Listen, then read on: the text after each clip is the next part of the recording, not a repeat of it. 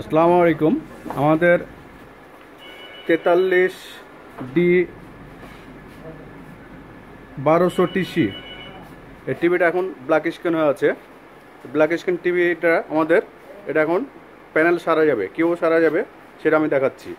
আমাদের দেখেন এই প্যানেলটা আমাদের এই যে ব্ল্যাক ফুল ব্ল্যাক হয়ে আছে এবং এই প্যানেলটা আমি এখন সারবো,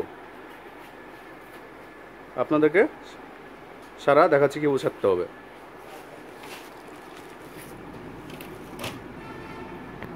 শোন, এই যে আমাদের টিভিটা ব্যাক কভার খুলে রেখেছি। আমাদের এই যে টেকন আছে, এই টেকন থেকে জিনিসটার ফল্ট, টেকনের ফল্ট না, অরিজিনালি হলো আমাদের প্যানেলের ফল্ট। এই ফল্টটা আমি এখন সারবো কীভাবে দেখেন। ধরুন তো,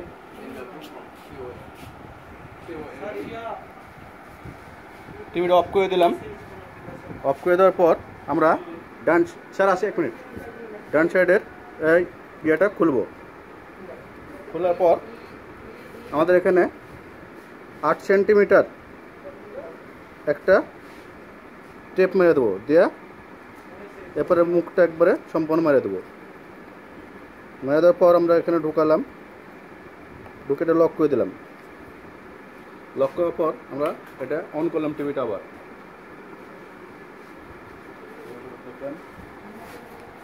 সামনে কলা সুপ ধরা দরকার নেই। এই আমাদের টিভিটা এখন